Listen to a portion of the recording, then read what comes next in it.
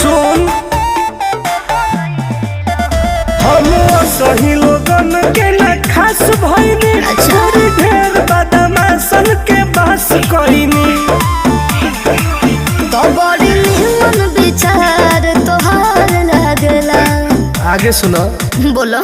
नमव के हमर जयकार लागेला अच्छा वाला बजंता दरबार लागेला सारा दुश्मन हमर साथ लागेला हर रविवार दरबार लागेला माफिया है माफिया।